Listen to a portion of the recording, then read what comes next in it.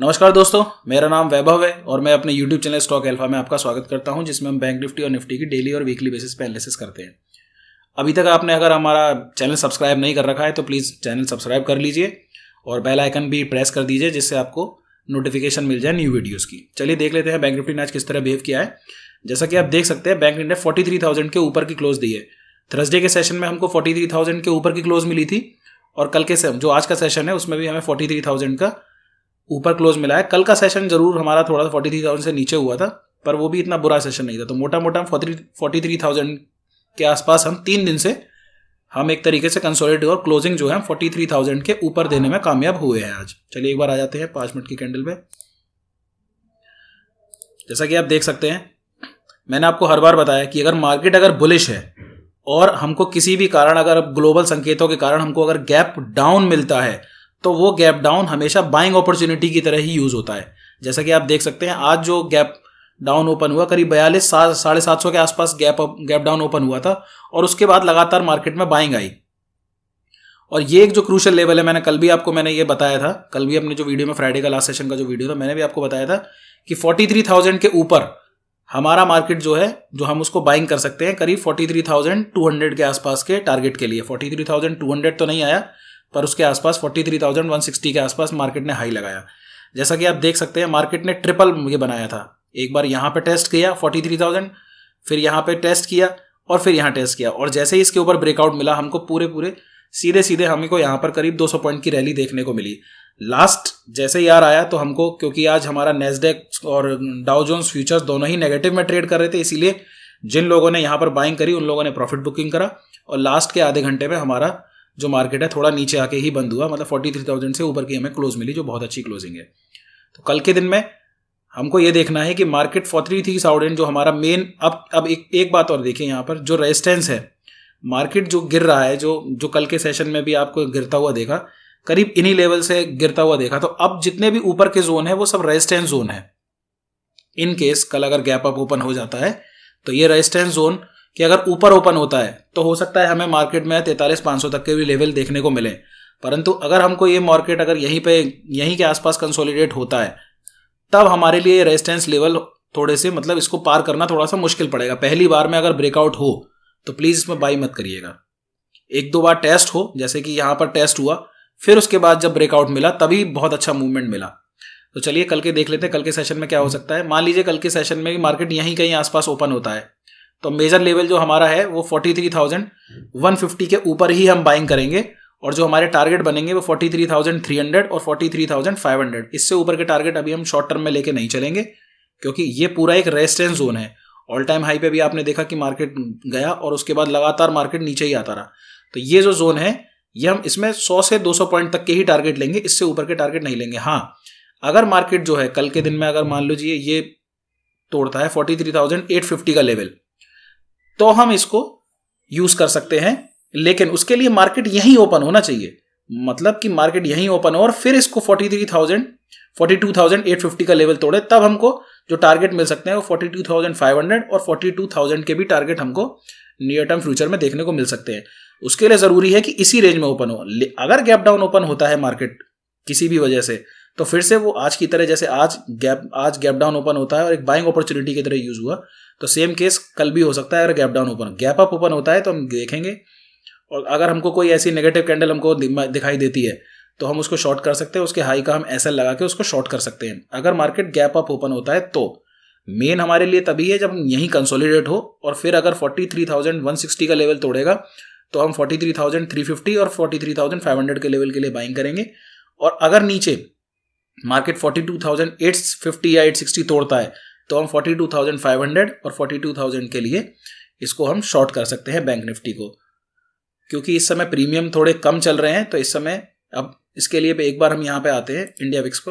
आप देख सकते हैं इंडिया विक्स जो है काफी नीचे चल रहा है। तो अब काफी दिनों बाद आज इंडिया विक्स ने थोड़ा सा ऊपर का अगर हम क्लोजिंग दी है, तो हो सकता है कि नियर टर्म फ्यूचर में हो सकता है हमारा ये टॉप भी बन जाए। अगर हमको, क्योंकि काफी दिन से लगातार मार्केट टॉप पर बना हुआ है, तो हो सकता है करेक्शन आने के लिए, तो जैसे ही हमारा 14 से ऊपर इंडिया विक्स जाएगा, तब हमारे लिए पहला संकेत रिवर्सल का आएगा कि हो सकता है कि मार्केट नियर टर्म फ्यूचर में थोड़ा सा डिप दे।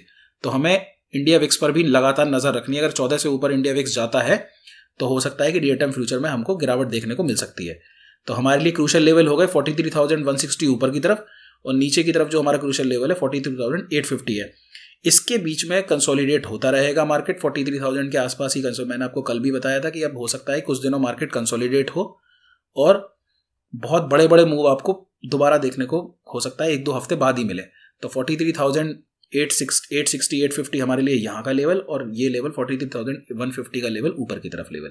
चलिए एक बार देख लेते हैं निफ्टी ने बुलिश एनगल्फिंग बनाई है, बहुत अच्छा। मैंने आपको कल भी जो फ्राइडे का जो वीडियो बनाया था मैंने उसमें भी आपको बताया था कि निफ्टी जो है वो बैंक निफ्टी से ज़्यादा इस समय बुलिश दिखाई दे रहा है, और जैसा कि आप देख सकते हैं बुलिश एनगल्फिंग बनाई है निफ्टी ने। तो अभी निफ्टी अभी और भी ऊपर जा सकता है आज, जैसा कि निफ्टी ने आज ऑल टाइम हाई फिर से एक बार छुआ 18,613 का आज ऑल टाइम हाई लगाया है निफ्टी ने, और ये बहुत अच्छी खबर है। चलिए देख लेते हैं मैंने आपको कल क्या बताया था। कल मैंने आपको बताया था कि आपको इसके ऊपर बाइंग करनी है, यानी कि 18,500 के ऊपर बाइंग इनिशिएट करनी है with a target of all time high. All time high जो था 18,604 का था, तो वहीं तक आज मार्केट गया, और उसके बाद लास्ट जो हाफ आवर में मैंने आपको बताया था कि डाउ जोन्स फ्यूचर की वजह से मार्केट ने नीचे ही क्लोज दिया है। तो इस समय निफ्टी हमारा बहुत अच्छे बुलिश पैटर्न में चल रहा है, तो हो सकता है हमें और भी अपसाइड मूवमेंट अब देखने को मिल सकते हैं। तो कल के दिन हम क्या कर सकते हैं, कल के दिन जो हमें जो बाइंग करनी है वो 18,600 के ऊपर बाइंग करनी है। बेटर ये रहेगा 18,613 के ऊपर, लेकिन 18,600 के ऊपर हम बाइंग कर सकते हैं। टारगेट खुला नीला आसमान है, टारगेट आप मेरे हिसाब से 18,650 या 18,700 तक का ही लीजिएगा, हो सकता है मार्केट एक डिप दे। तो हमारे लिए क्रूशियल लेवल ऊपर की साइड 18,615 है, और नीचे की साइड जो हमारा जो पहला क्रूशियल लेवल आएगा वो 18,550 का आएगा, और अगर 18,550 ब्रेक होता है तो हमारे लिए टारगेट बन सकता है 18,450, और इवेंचुअल टारगेट हमारा 18,400 का हो। उससे नीचे अभी निफ्टी जाता हुआ नहीं दिख रहा है, निफ्टी बहुत अच्छे पैटर्न में है, बुलिश उसमें है, तो हो सकता है कि निफ्टी हमें 18,700 से 18,800 के भी लेवल दिखाई दे। तो जैसा कि हम अभी तक बैंक निफ्टी में ऑल टाइम हाई ब्रेक होते हुए देख रहे थे, तो निफ्टी में भी हो सकता है कि ऑल टाइम हाई लगातार ब्रेक हो। तो हमारे लिए नीचे का लेवल जो है वो 18,550 है, और ऊपर का लेवल जो है 18,614 का है, जो कि ऑल टाइम हाई है। लेकिन पहली बार में अगर मान लीजिए ब्रेकआउट होता है तब हम इसको बाई नहीं करेंगे, हो सकता है कि मार्केट 2-3 बार टेस्ट करे 18,600 का लेवल, तब हम दोबारा इनिशिएट करेंगे बाई। तो अगर इसी जोन में ओपन होता है तो हमारे लिए पहला जो ऊपर के लिए लेवल हमें जो वॉच आउट करना है वो 18,610 का है, और नीचे की तरफ जो लेवल है 18,550 का है। हो सकता है डाउन मूवमेंट बहुत तेजी से आए, पर जब भी अगर गैप डाउन होगा तो हम उसको बाइंग अपॉर्चुनिटी की तरह ही यूज करेंगे। हाँ, अगर कंसोलिडेट होता है मार्केट यहाँ पे और फिर तोड़ता है तभी हम नीचे के टारगेट के लिए जाएंगे। मान लीजिए मार्केट अगर 18,500 के नीचे कल ओपन होता है तो हम उसे शॉर्ट नहीं करेंगे डायरेक्टली, पहले हम देखेंगे उसको, उसके बाद हम पहले मार्केट कंसोलिडेट हो तभी हम उसको शॉर्ट करेंगे। बहुत ही ज़्यादा बुलिश पैटर्न में मार्केट है, शॉर्ट करना खतरे से खाली नहीं होगा जब तक कि हमें कोई प्रॉपर सिग्नल ना मिले, उससे पहले हम मार्केट को शॉर्ट नहीं करें। हाँ, छोटे मोटे डिप के लिए कर सकते हैं, लेकिन अगर आपको 100, 150, 200 पॉइंट चाहिए तो आपके लिए उसको लिए मार्केट कंसोलिडेट होना चाहिए और फिर ब्रेकडाउन मिलेगा तभी हम मार्केट को शॉर्ट करेंगे, वरना नहीं करेंगे। चलिए एक बार ब्रॉडर मार्केट देख लेते हैं क्या कर रहा है। जैसा कि मैंने आपको बता रखा है कि डॉलर इंडेक्स 106 के आसपास चल रहा है, और जब तक ये 110 के नीचे है बहुत ही अच्छा है, हमारे लिए कोई दिक्कत नहीं है। चलिए एक बार देख लेते हैं। इस समय नेस्डेक भी जो हमारा जो है वो नीचे हो सकता है, नीचे काम कर रहा है, तो हो सकता है कल के दिन हमको छोटा मोटा गैप डाउन मिले, तो उसके लिए तैयार रहें, और अगर अपॉर्चुनिटी मिलती है तो बाइंग करने की कोशिश करें। इंडिया के आने वाले 10 साल बहुत बड़े हैं, इंडिया में पैसा आ रहा है। पिछले 1 साल में करीब 311 करोड़ की जो है वो बिकवाली करी है FIIs ने, और तकरीबन उतनी ही बाइंग करी है DIIs ने। मतलब कि मार्केट हमारा बहुत बुलिश है, आगे आने वाले साल 10 साल 20 साल 50 साल इंडिया के ही हैं, तो इसलिए घबराइए मत, बाइंग करिए, अच्छे लेवल पे बाइंग करिए, बस यही मेरी आपको सलाह रहेगी। तो जैसा कि आप देख सकते हैं डाउ जोन्स और नेस्डेक दोनों ही नीचे चल रहे हैं, तो हो सकता है कल के दिन में हमको गैप डाउन मिले, तो अगर प्रॉपर लेवल पे हमारे जो आता है मार्केट अगर वहां को ऊपर को तोड़ता है तब हम उसको बाइंग इनिशिएट करेंगे। चलिए एक बार ये देख लेते हैं कि हाँ, हमारा जो ऑयल है जो क्या नाम है WTI क्रूड है, वो भी इस समय नीचे चल रहा है, क्योंकि आपको पता है चाइना में इस समय प्रोटेस्ट हो रहे हैं, और चाइना के प्रोटेस्ट के कारण जो है हमारे जो क्रूड ऑयल की डिमांड में कमी आने के कारण ये दोनों ही नीचे चल रहे हैं। ये हमारे लिए बहुत अच्छी खबर है कि जो हमारा जो WTI क्रूड है वो करीब $75 के आसपास, $76 के आसपास आ चुका है। ये हमारे लिए बहुत अच्छी खबर है। तो मेन जो हमारा ब्रॉडर मार्केट में देखते हैं, एक तो ऑयल प्राइसेस, और दूसरा हमारा डॉलर इंडेक्स, और दोनों ही इस समय नीचे चल रहे हैं। ये हमारे लिए बहुत अच्छी खबर है। तो हमारे लिए, हमारी इकोनॉमी के लिए कोई भी अभी कोई बुरी खबर नहीं है। तो मैं वही कह रहा हूँ, गैप डाउन मिले बाई करिए विथ प्रॉपर स्टॉप लॉस। चलिए धन्यवाद दोस्तों। वीडियो अच्छा लगा तो लाइक करें, कमेंट करें, सब्सक्राइब करें चैनल को और बेल आइकन को हिट कर दीजिए। और अगर आपने कोई कॉल या पुट अगर होल्ड कर रखी है, कोई स्टॉक के बारे में जानकारी चाहते हैं तो भी मुझे आप कमेंट सेक्शन में पूछ सकते हैं। धन्यवाद दोस्तों।